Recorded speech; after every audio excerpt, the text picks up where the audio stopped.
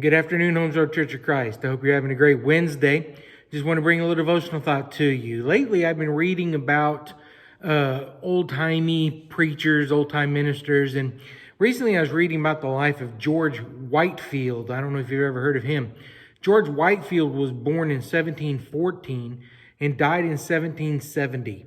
So it was quite a long time ago. You'd have to read it in history books. But he was considered to be one of the most gifted and effective preachers in all of history of Christianity. He was a preacher for the Anglican Church back in England, and he's considered to be the most famous, most powerful, and effective preacher of the entire 18th century. Newspapers called him the marvel of the age. That was kind of like what they called him. He was the preacher of the time.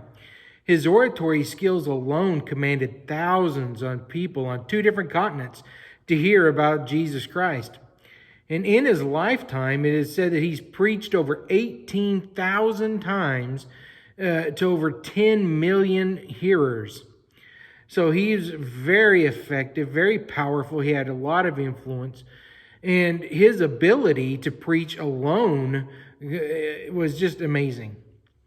And even though he was an amazing preacher, he had this weird quirk about him, kind of an interesting little weird thing about him.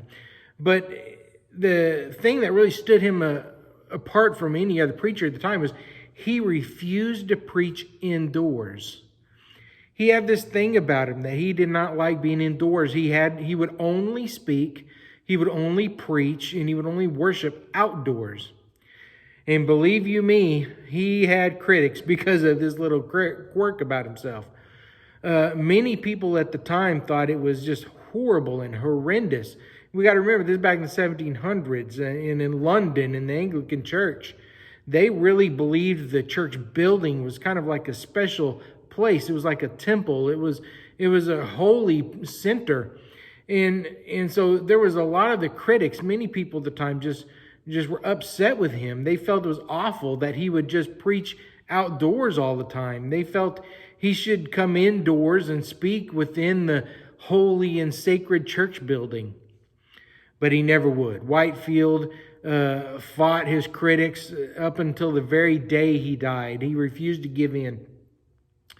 On his gravestone, Whitefield had an epitaph engraved, and he instructed all this. He before he died, he set it all up, but he was dying, and so he knew he was going to die soon, and so he wanted to respond to his critics, and the response, what he instructed them to put on the epitaph on his gravestone, it were some harsh words for all the critics that made his life so hard.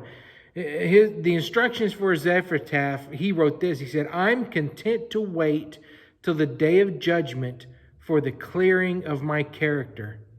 After I'm dead, I desire no other epitaph on my headstone than this. Here lies George Whitefield. What sort of man he was, the great day will discover." George Whitefield, even though he was so powerful, had full of ability, he had so many critics because of his one little quirk about never preaching indoors. And because people criticized him for it immensely during that time. But his final words on his gravestone says, "People slandered me. People criticized me like crazy, but I'll leave my character to be restored by God. I'll leave my legend, my life, my legacy, I'll leave that all up to God to take care of." If one goes into preaching, if someone decides to go into preaching, you have to kind of get used to the critics. I mean, it's just a part of the job. Thin-skinned people will simply not make it in the career of preaching. But one must remember, it's not about me. People can criticize me. People can criticize humans. People can criticize other preachers all they want. But it's not about us humans. It's about Jesus Christ. Whitefield, although criticized his whole life and treated very roughly by his critics, by many people, he was happy to let God take care of it.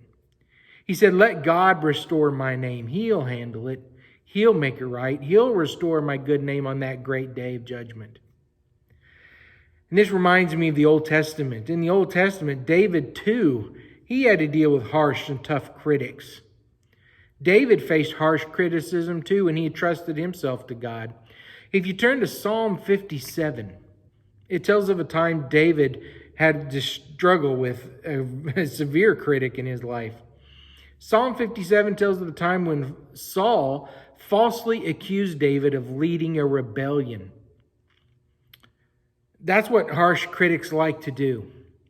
Just like Saul made the assumption that David was leading a rebellion, harsh critics, they try to assume what your motives are. And so David was simply trying to follow God, but powerful, critical Saul, he interpreted God's loyalty to God as rebellion to him. So Saul chased Paul with this huge army trying to kill him. And David ran and was forced to hide into a cave from the army. And sitting in that cave with his life in danger, falsely accused by his critics who misunderstood his motives, he wrote Psalm 57. Let's look at verses 1 through 4. David writes, have mercy on me, my God. Have mercy on me. For in you I take refuge. I will take refuge in the shadow of your wings until the disaster has passed. I cry out to God Most High, to God who vindicates me. He sends me from heaven and saves me, rebuking those who hotly pursue me. God sends forth his love and his faithfulness. I am in the midst of lions. I'm forced to dwell among ravenous beasts, men whose teeth are spears and arrows, whose tongues are like sharp swords. Have you ever been in a situation where you felt like you were amongst lions? Have you ever been in a situation where you were just trying to do the right thing and yet men were coming at you with criticisms and trying to judge your motives and misunderstanding you? Men who were criticizing you so much that their teeth felt to you like they were spears and arrows piercing you. Have you ever been in a situation where you had so many critics judging you that their tongues were like sharp swords causing you pain? Whitefield knew what that felt like. David was in the midst of it. And when you're in those times, when the critics are attacking, David discovered that the only place to turn for refuge is God. He says in that same psalm, in Psalm 57, verse 10, he says, for great is your love reaching to the heavens. Your faithfulness reaches to the skies. When others treat you badly, criticize you, misunderstand your motives, accuse you falsely of doing horrible things, when all you're trying to do is the right thing and follow God, man, that hurts. But when others reject you, God is your refuge. That's what it said in verse 1. Have mercy on me, God, for in you I take refuge. That refuge is unfailing. His merciful love is forever. The refuge in God, it's there each and every time you need it. Praise God for that. Whitefield knew that he may be slandered here on earth by his critics, but he knew God would take care of it at the end. David knew the same thing. He didn't know if he was going to get out of that cave alive, but he knew he could find solace in God and that God would take care of his name and legacy. So we need to remember the same thing. When people attack us, we have a refuge in God. Have a great week, Holmes Road. I hope you're going to have a great week, and we'll see you soon. Stay in the refuge until we meet again. Bye-bye.